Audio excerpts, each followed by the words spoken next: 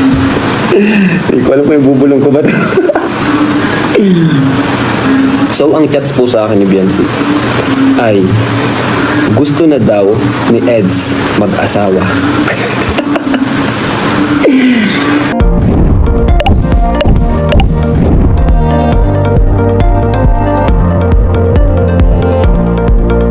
Hi guys! Welcome back to my YouTube channel. Ako nga pong inyong lingkod, Kalingap Kel. Narito muli tayo para sa panibagong update, panibagong good vibes. Kung saan may ganito palang plano si Kalingap Edu, kaya naman pala nagpakalbo, may matinding plano. Gusto na nga bang mag-asawa? Yan nga po ang ating alamin at pag-usapan. Pero guys, bago nga po ang lahat, ako po sa inyo ay bumabati ng isang magandang araw, magandang gabi. Sana nga po ay nasa maganda kayong kalagayan saan mang sulok ng mundo. At syempre mga kalingap, hindi po natin nakakalimutan ang special shoutout sa patuloy na sumusuporta sa love team na EDSI.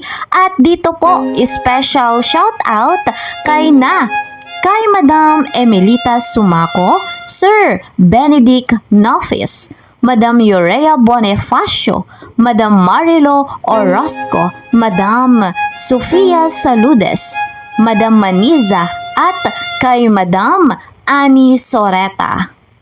Ayan, special shoutout po sa inyong lahat.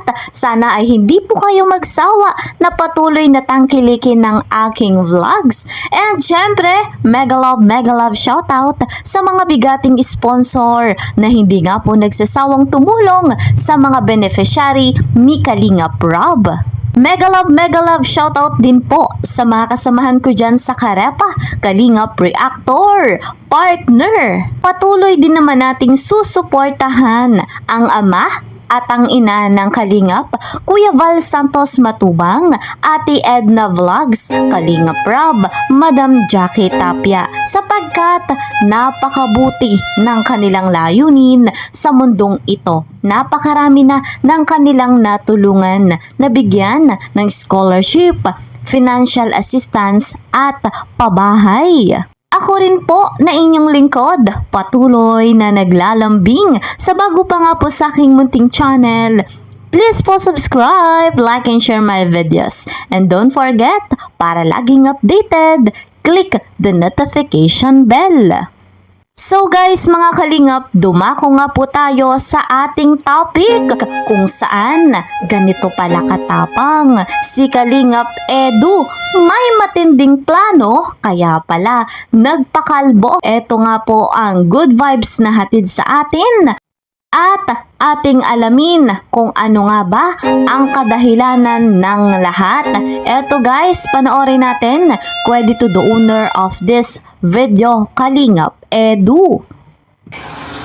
So, ayoko muna guys, kasi alam naman natin sa social media tayo, baka paglaruan lang ang mukha natin. Okay, Ma'am Labi Belen, salamat po. Si Tata at Lolo kailangan niya. Yes po, yun po, nasabi na namin guys. Alam naman, nakikita naman dun sa mga video ng nakaraan, di ba? Kanina sa vlog ni Rob, may mga glimpse na talaga. May mga times na nakikita kami, wala talagang suot. Grabe. Oh, shout out po kay Ma'am Kapudi Channel, MLSO, Imelda Ganir and Company, and LC Edu Marathoners by Kapudi. Salamat po. Kami lang po ni Rob talaga dalawang ang sumubok. Ma'am Jazz Cabrillo, salamat po. Yan. Hindi lang para kay wifey po, para sa sarili ko talaga yun guys. No? Hindi lang para sa sarili ko talaga. Regalo ko yun sa sarili ko kasi sobrang hirap ng ng ginagawa sa pang-araw-araw. Minsan napapabayaan ko na.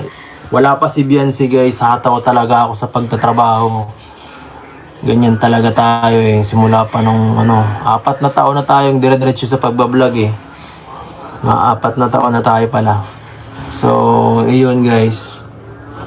talagang ano to, regalo sa sarili naman kasi masyado na tayong nasusobrahan sa sa pagtatrabaho, napapabayaan na minsan yung sarili at yung ating katawan.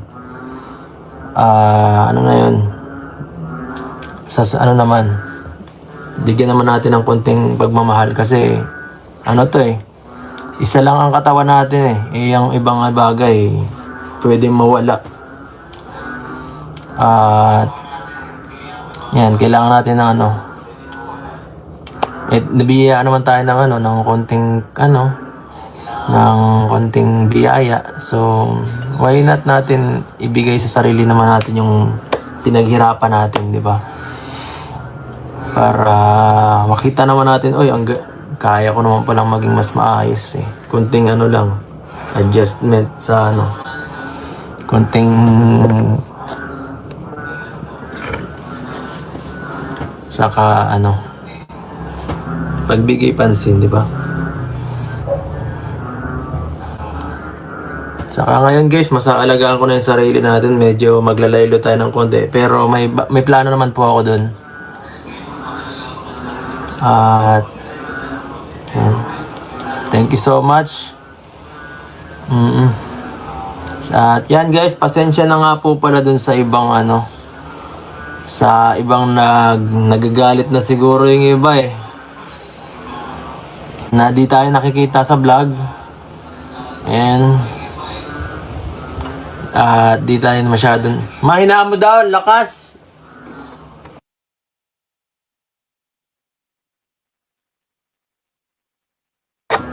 So ayun guys, sorry guys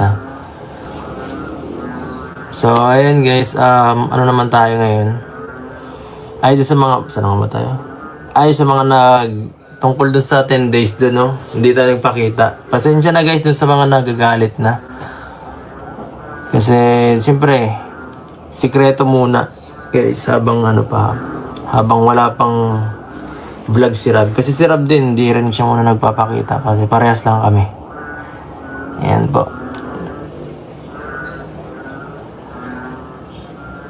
At ayun, grabe yung hirap doon kasi halos 12 araw kami nandun.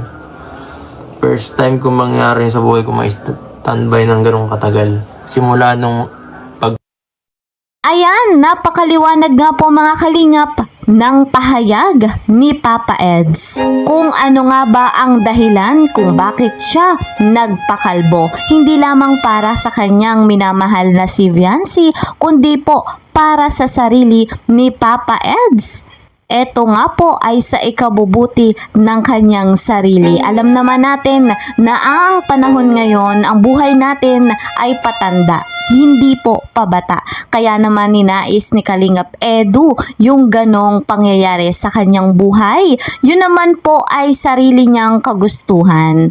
Nawa nga po ay maging successful ang hair transplant kay Papa Eds. So guys, alam naman natin na very supportive dyan si Viancy, lalo pa nga at sa ikabubuti ni Papa Eds. At alam naman natin na kahit anong itsura ni Kalingap Edu, mahal na mahal ni Viancy.